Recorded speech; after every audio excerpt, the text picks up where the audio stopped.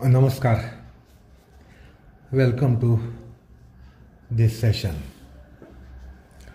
We are dealing with the concept of tapas that has come in Niyamanga, and as we saw, that tapas comes in various realms, from materialistic realms to religious realms to spiritual realms.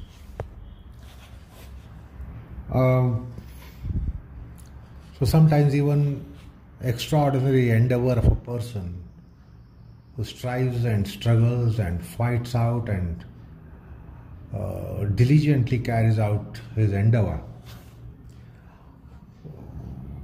more than what an average person does, it also turns to get tapas.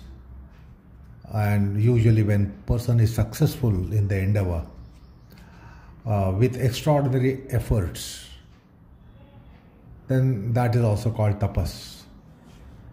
Because as we saw, the concept of tapas has something to do with the temperatures. And like in physics, heat is a form of energy. Thermodynamics is an important topic in physics. So tapas, as I said last time, it is Bio-Physio psycho thermodynamics.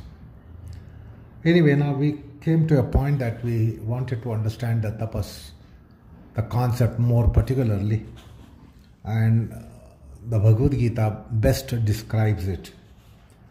It has wonderful scheme to explain tapas. So the tapas, as far as the instrumentations are concerned, it's the instrument of body through which austerities are practiced, or tapas is carried out, or extraordinary endeavour is carried out. The other one is Vachika, that is organ of speech. Organ of speech is not just speaking, because organ of speech is deeply investigated in Adhyatma and Paramartha, and there are four kinds of speeches: para, pashyanti, madhyama, vaikari. And there is a great amount of attainable through the human organ of speech. Human organ of speech is not merely meant for talking and speaking and communicating. It has much more potentials, and therefore it is possible that human oratory system, not just oral organ, human oratory system can also be performing tapas. So that is Vachik tapas, is the another kind. And then there is Manasik tapas. That is by the mind system. So body system, speech system and mind system are the instruments of tapas. And then each one of these qualitatively can be either Satvik or Rajasik or Tamasiik. That means the tapas of body system can be qualitatively of three types: Satvik, Rajasik, Tamasiik. The tapas of the speech system also can be of three kinds qualitatively, that is Satvik, Rajasik, Tamasiik. And of course of the mind system too, of the three types qualitatively, that is Satvik, Rajasik, Tamasiik. So Bhagavad Gita also makes an endeavour to explain each one of these. It defines each one of these. So there are 9 kinds of tapas: Kayik of 3 kinds, Vachik of 3 kinds, Manasik of 3 kinds. So that is 3 plus 3 plus 3, 9 kinds. And each one of these get defined in Bhagavad Gita or get characterized in Bhagavad Gita. So let's try to understand these, so that will help us formally understand the concept of tapas. The Shareera Tapas is described in 17.14 of Bhagavad Gita. Now, usually we think Shareera Tapas means it is something laboring, physical labor, physical effort, physical activities, labor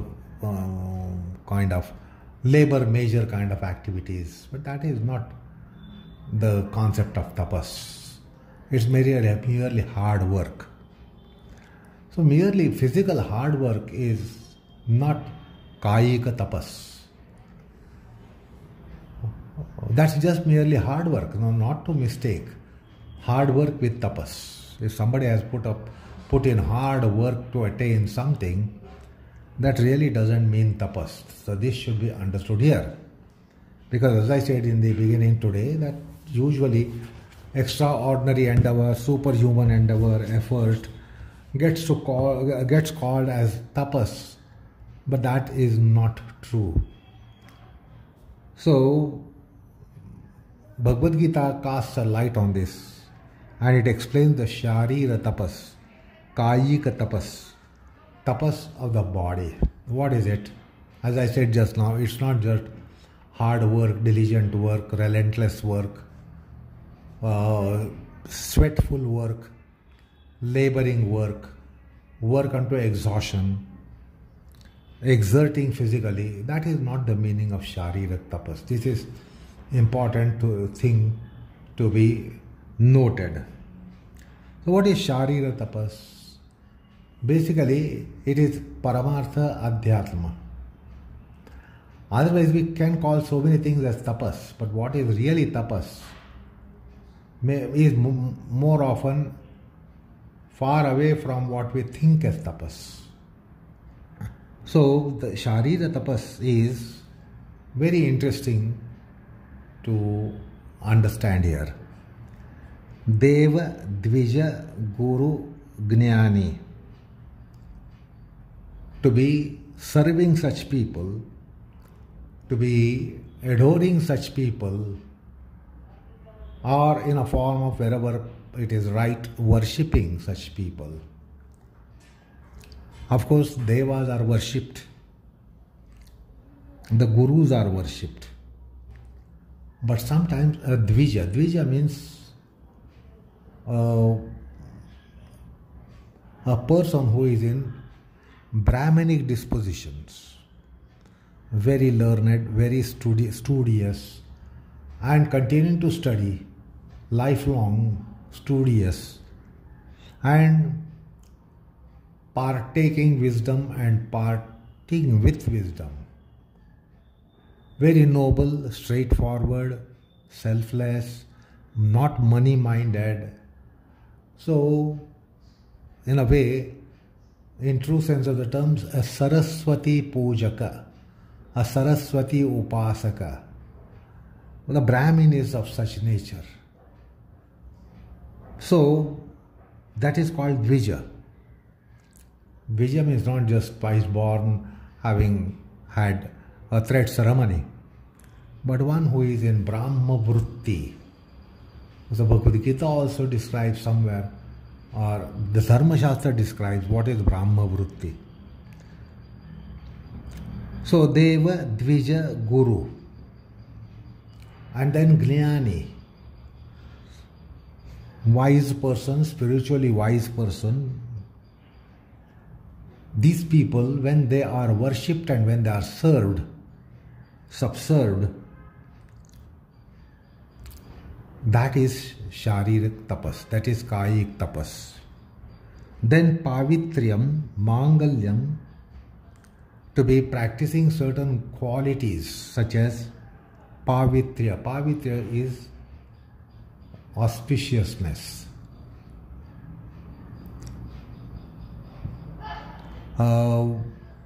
So to be in auspicious conditions, to be auspiciousness minded and to be in auspiciousness, then Arjava, simplicity, candidacy, straightforwardness,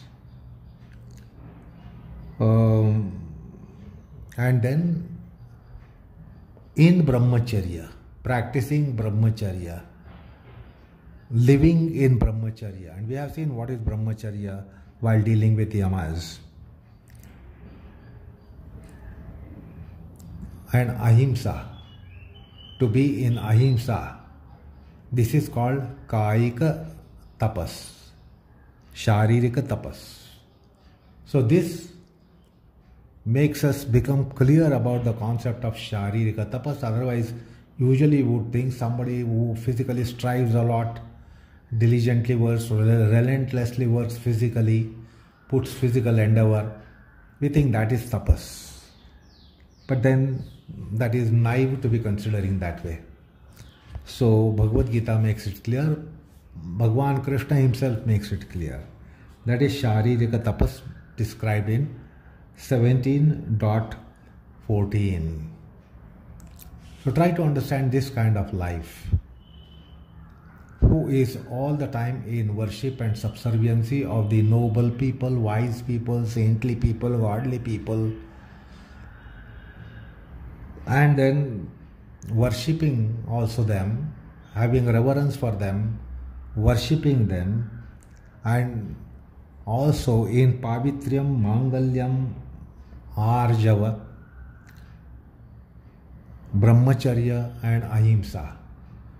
This is sharirika tapas. So it's quite strange for us to take tapas in this way, but that is how it is.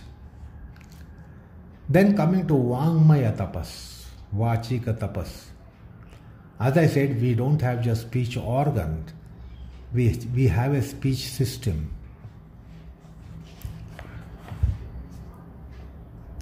Because we know that behind our speech system, we have our tendencies. Sometimes when we are with ill tendencies, what comes out of our speech organ can be understood.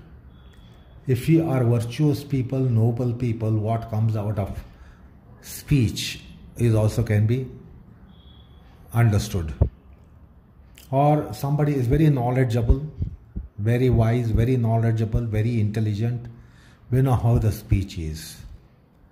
One who is stupid, unintelligent, doltish, stone-headed, we know what is coming through the speech. So behind the speech we have all our aspects of psychic consciousness, such as our intelligence, our memory, our creativity, and our tendencies, our character, our nature. So those are all behind the speech, and that's why in Adhyatma we refer to something as speech system. We don't just have oratory organ to produce sounds, which is the case of subhumans. They just produce a sound. But, and of course, even for animals, behind their production of sound, their cries and their chirpings and their noises, there's something to convey. But when it comes to human beings, we know what is behind the speech. All these things are behind the speech. A good memory system, a good thought system, a good culture, good character, good database. So all these things, on the other hand, the opposite of it. So there is always this system behind the speech, and therefore I refer to this as tapas of speech system, like tapas of body system. Now what is this Vangmaya tapas? In the next verse, that is 17.15, Bhagwan Shri Krishna says, Anudvegakaram Vakyam. The speech that is coming through the organ of speech, the oratory organ, must be anudvegakari. It should not give agitations to others. We should speak something that is non-agitative to others, not vexing and troubling others. So that's called anudvegakari vacha. So to maintain such kind of speech, then also to speak priya and hitakara, the speech which is indulging in something apriya and something ahitakara is violation of tapas. And when one makes an endeavour to see that, will be always trying to speak sweetly, not harshly, and also speak that is for good of others, not to indulge in ill speaking, hurtful speaking, bad speaking, abusive speaking. So that is hitakaraka speech. So this requires a lot of restraint and control and culture. Otherwise, what will come out of the organ of speech can be imagined. So the endeavour and effort to see that such negative things, harmful things, hurtful things don't come out of the speech organ needs a restraint, needs a culture. That is Vangmaya Tapas. So also speaking that is Yathartha. That is, the speech should always take recourse to things as they are.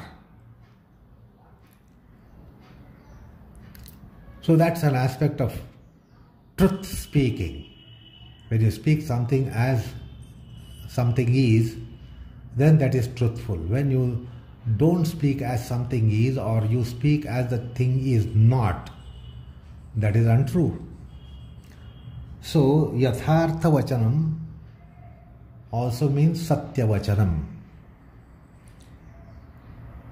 So that is also Vangmaya Tapas. Then Veda Pathanam.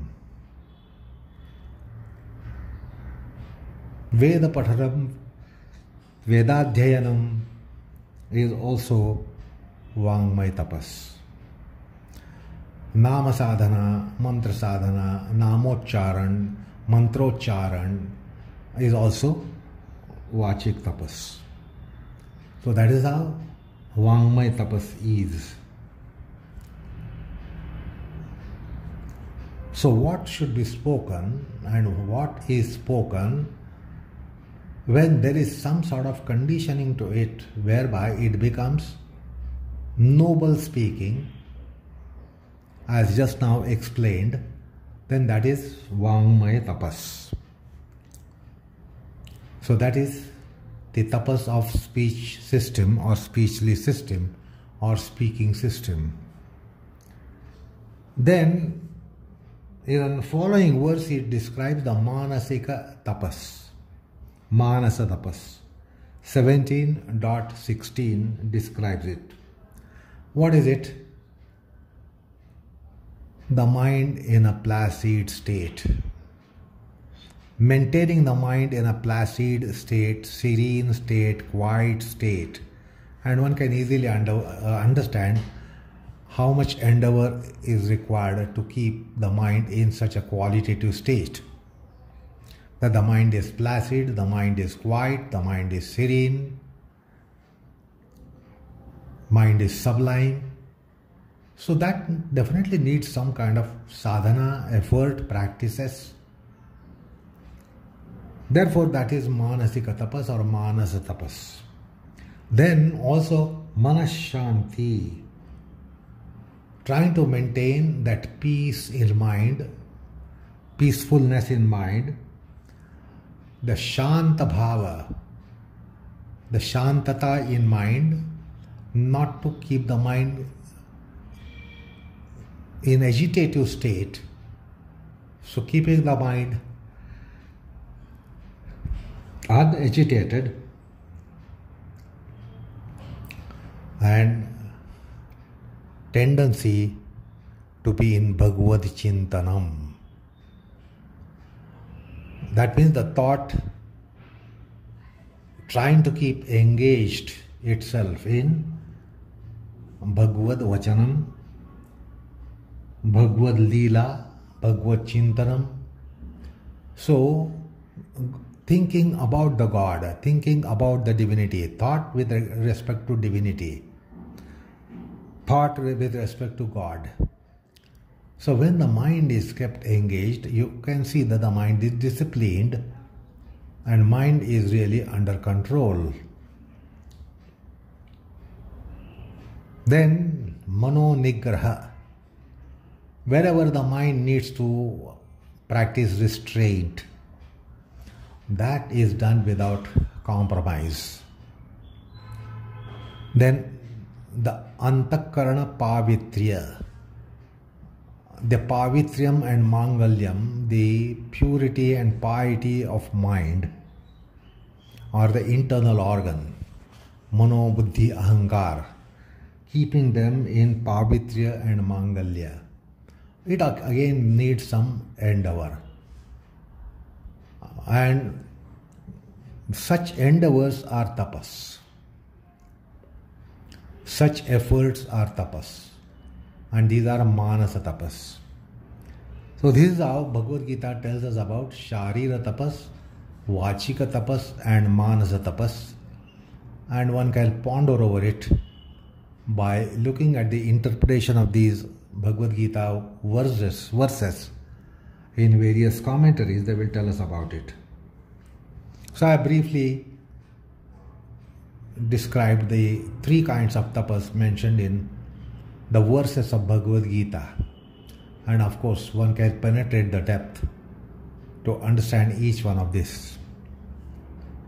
Now these are the instrumentations of tapas. That means tapas is performed by these three instruments. The tapas will be either by body or either by mind or by speech. And that is how they get described in Bhagavad Gita.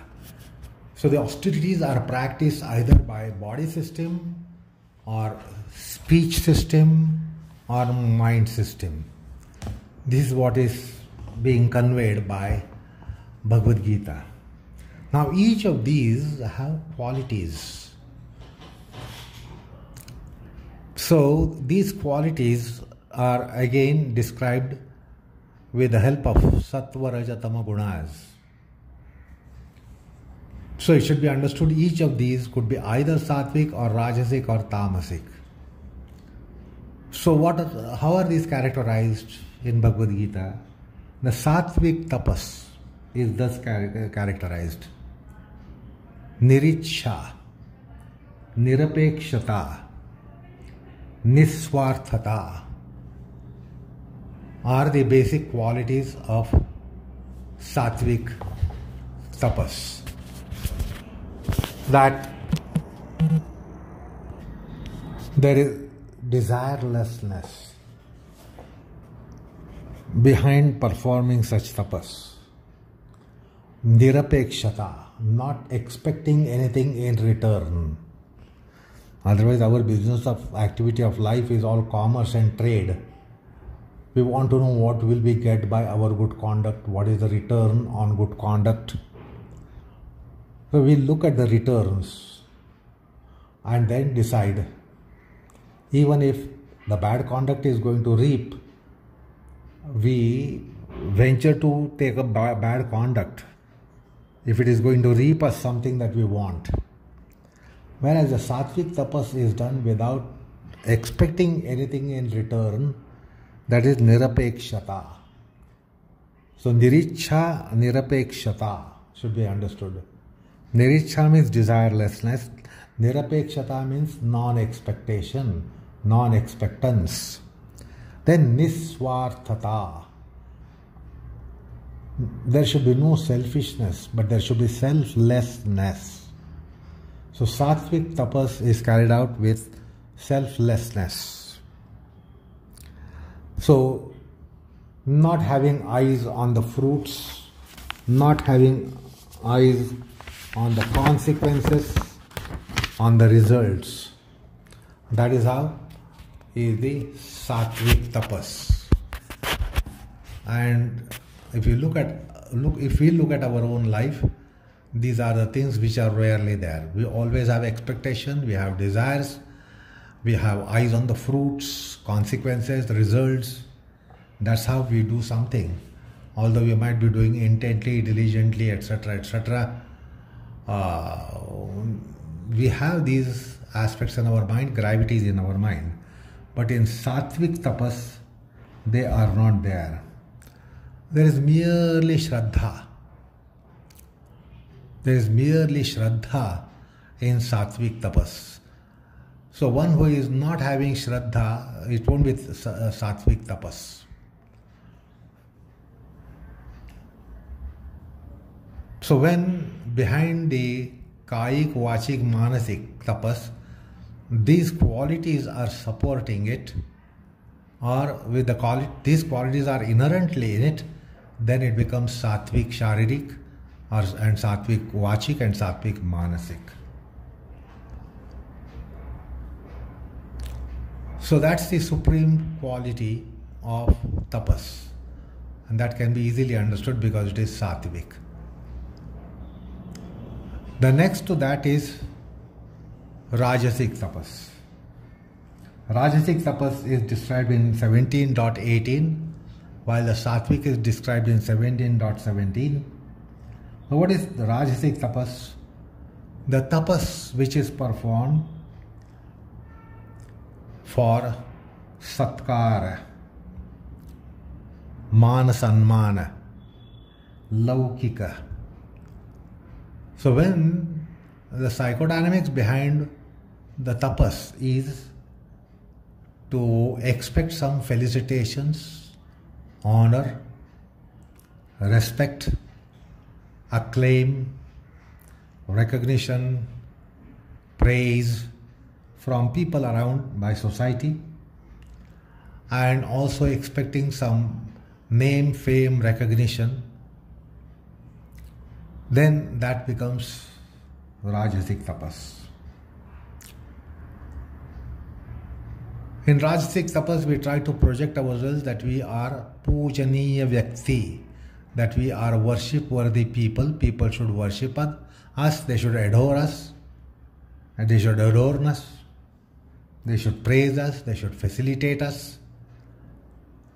So this desire is there in the mind, then that becomes Rajasik. Or it is done, and all these things tell us that this is done selfishly. One wants to have material gains, and that is why it is done. So there is Swartha. So the Rajasik Tapas is done with selfishness, is done with Swartha and Swarthata, Swartha Vritti. So selfishness is prominently there in Rajasik Tapas.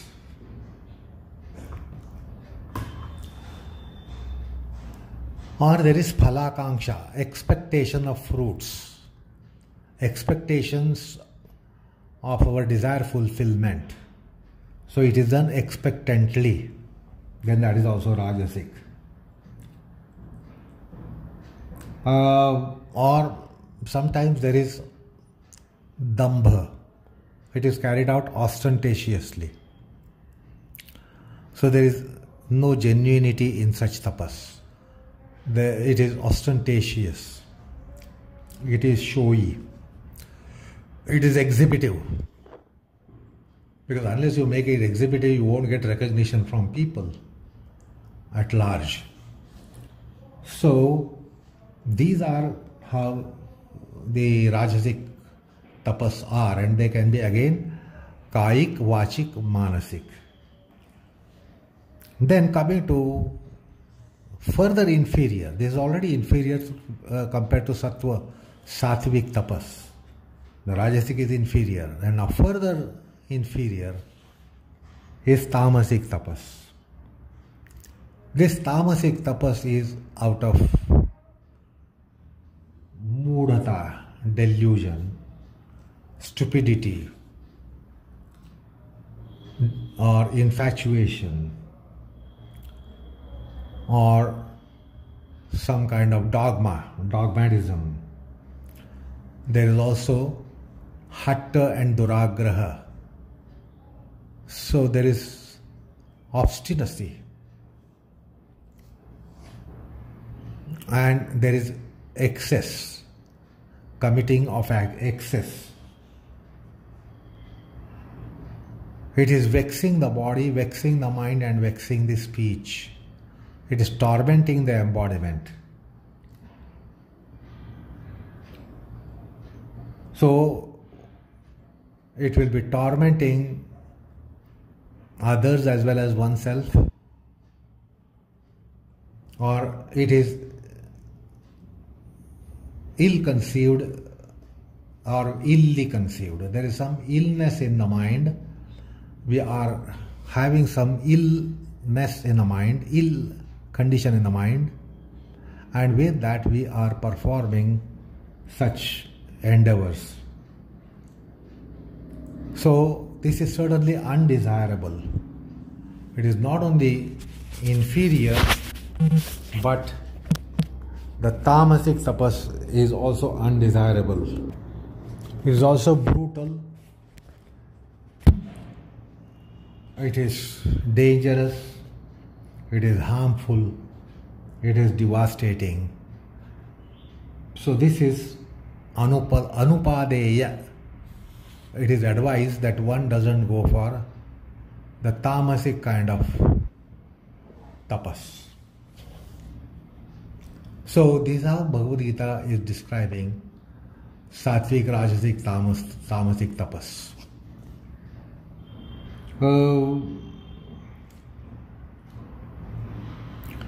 Now usually mankind, when he performs tapas, who is not spiritually inclined, who is not in spiritual gravity, who is not gravitating towards spirituality, or spirituality is not having any influence on such a person. So such a person is a mundane person, worldly person, aihika, prapanchika person, and such people will always have some kind of motive, some kind of desire, some kind of aspiration behind performing tapas. Without that, tapas is not performed. There is also competitiveness, there is also a kind of jealousy for some person, and because we are jealous of that person, we want to do better than that person, and therefore we do better. Now, qualitatively, one can see that it will never be better. Although we might think it is better, and I am doing better than that person who is my rival.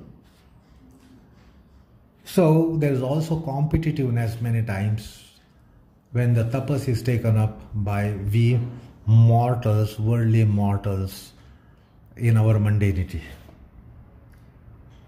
Or the tapas is also performed for dhanadhanya samruddhi, aihika samruddhi, aihika aishwaryam.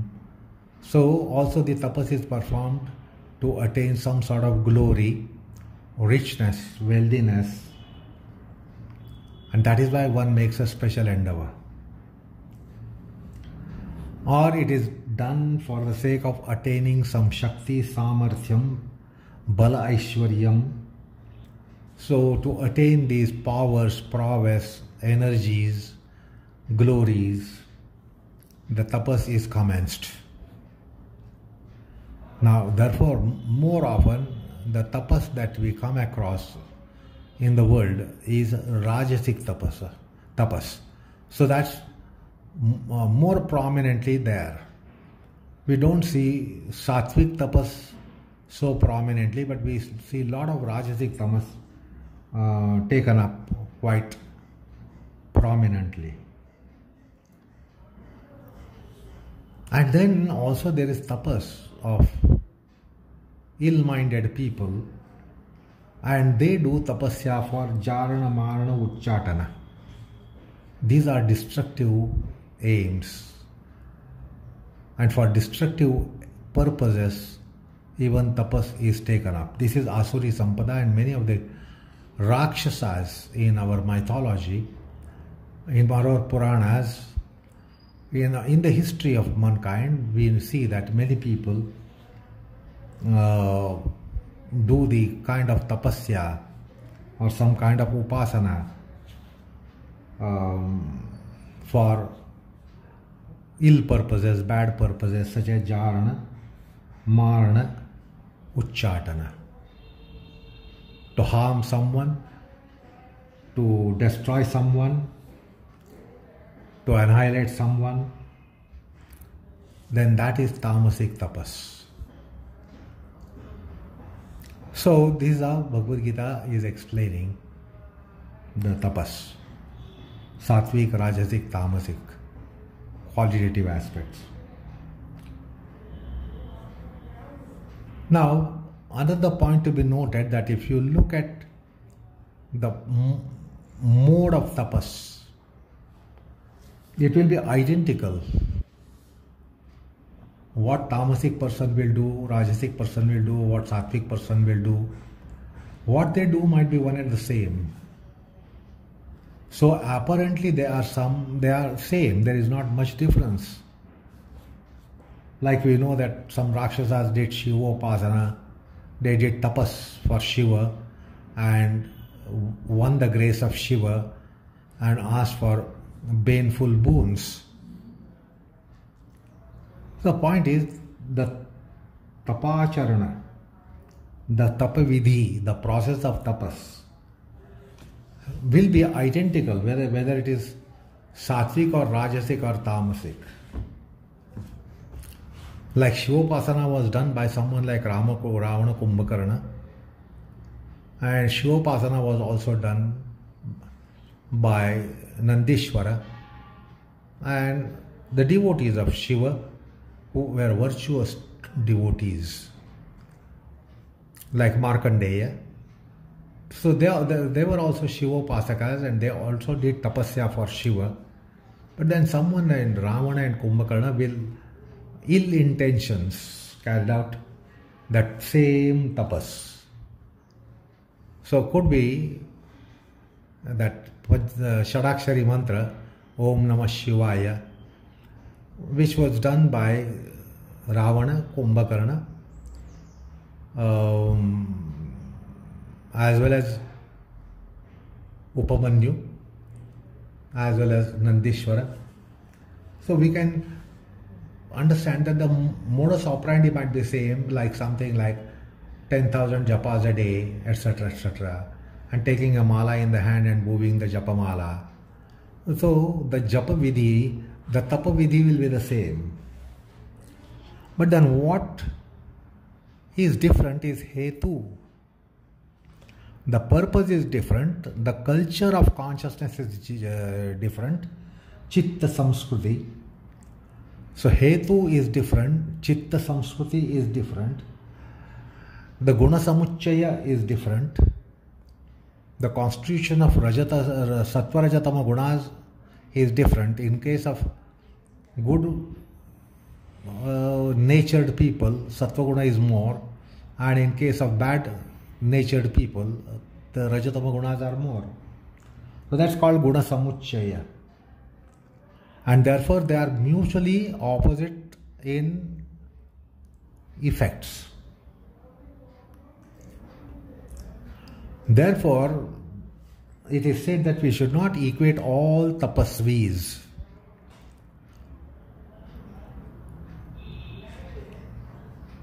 Because the intrinsic nature of tapas will differ because of hetu, samskruti, guna samuchaya, as just now described. And therefore the gunatraya vichara that Bhagavad Gita presents is of paramount importance. So we will know someone like Upamanyu is Satvik, someone like Ravana, Kumbhakarna are Rajasik, Tamasiik. Someone like Mayasura was Tamasiik. So That is important consideration. Guna samuchaya, hetu and samskruti. And for dharma sadhana, yoga sadhana, paramartha sadhana, moksha sadhana, the satvik is inevitably important. It is inevitable as well. It is indispensable, and that is something that should be embraced. So in spiritual path, we must take care to see that the sattvic gravities are influencing our mind and psyche consciousness.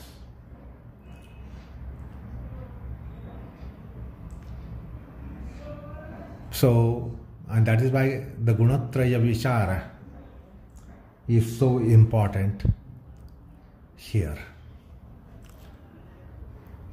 Now we are going to proceed to another topic. It is to distinguish between the tapas in dharma sadhana and tapas in yoga sadhana. Dharmya tapa and yogika tapa. So this will be also interesting kind of investigation, and we will be doing this. But this will be in our next session. Enough for the time being. Namaskar all of you.